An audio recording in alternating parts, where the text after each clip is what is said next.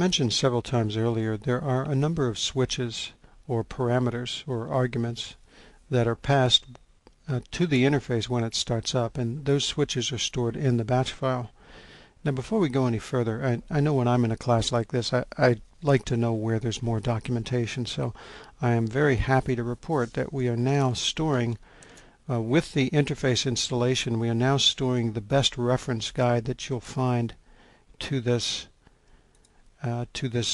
particular set of information.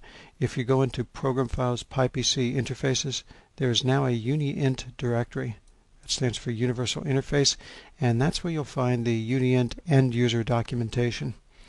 It's in the end user documentation that you'll find the definitive word on each of these switches. See, in the interface manuals and in these slides, you're going to see a little bit of explanation for some of these switches, but when you go to that UniInt end user doc, you'll find a tremendous amount of information about the /host switch, for example, or the /ps switch. So let's look at some of these switches. First of all, there's a /host switch. That's simply the name of the Pi server that is receiving the data, basically your home node or the Pi server node. Now, the /ps and /id work together because an interface needs to know 2 bits of information about a Pi tag before it can decide whether to start scanning that tag or not. So it needs to know what the point source of the tag is and what the ID of the tag is, the interface ID. Now, when you configure a Pi point, in the point configuration, the interface ID is identified within the point configuration with the field called location code 1. So it's in the Pi interface configuration that you define this /ID switch. Okay? The /ID has to match what we find in location 1 on the point that is configured for that interface. The /PS corresponds to the point source field on the Pi tag. Now here's one way of visualizing that using the point configuration and the interface configuration utility.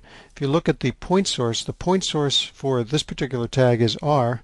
That's going to have to correspond to whatever the point source has been set in the interface configuration utility, or using that switch as we're describing right now. So the /PS switch corresponds to the point source in ICU, and that has to match the point source when you configure a tag. The interface ID is another switch, the /ID switch, and it also corresponds to the interface ID section of the ICU, and that corresponds to, as I mentioned earlier, location code 1 when you configure a point.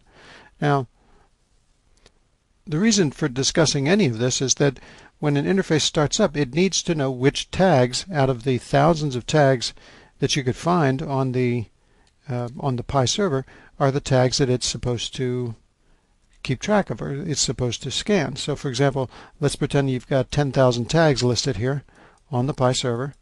When this interface starts up, it needs to know which of those 10,000 tags it's supposed to use. So when you configure this tag or this interface, you set up a /PS switch. So for example, if I say /PS equals H for Honeywell, then that means the interface will dutifully go out to this server here. It'll pick only those tags whose point source attribute, that might be, say, the 5th attribute in this list here of all the attributes of a point. So it's only going to find everyone with a point source equal to H.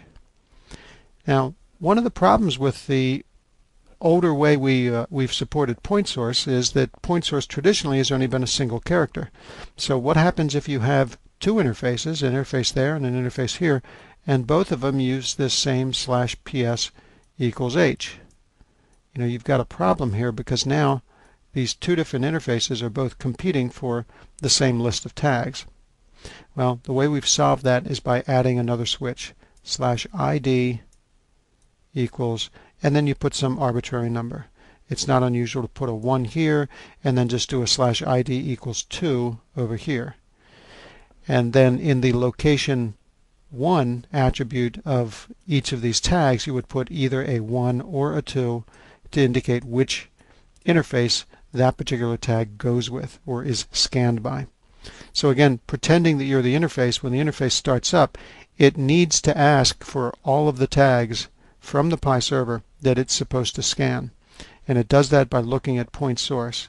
But then it further filters by looking just at those with the ID equal to whatever ID is set in the actual startup file for that interface. You can think of it this way. The interface needs, well, you need to know two things about an interface to identify it uniquely among all the interfaces. You need to know its point source and its ID. So for example, in the log files, if you've got two different interfaces that are running that have the same point source, let's say you have two OPC interfaces and the point source for both of these is equal to an O. Well, what will help you distinguish the messages from one interface versus another is the /ID switch, and that is identified in the log files. Now, of course, what's more important is that when the interface starts up, it knows how to find the tags that are associated with that interface, and we do that through point source and ID, where point source, the /PS switch, maps to the point source attribute of the tag, and the /ID switch maps to the location 1 of the tag. Now, there are some restrictions as to the point sources you can actually use. Here are some of the default point source attributes used in Pi. These that you see listed here, all of these can be changed using the /PS switch. So for example, even performance equations, a lot of people don't know this, but you can actually modify the batch file that starts that up and change that to a different point source. Now these, the alarm, SQC, and alarm groups, those actually involve modifying a registry key if you would like to change that point source. And we do have one that's hard-coded. So the /T, or the T for totalizer, that's a point source that cannot be changed.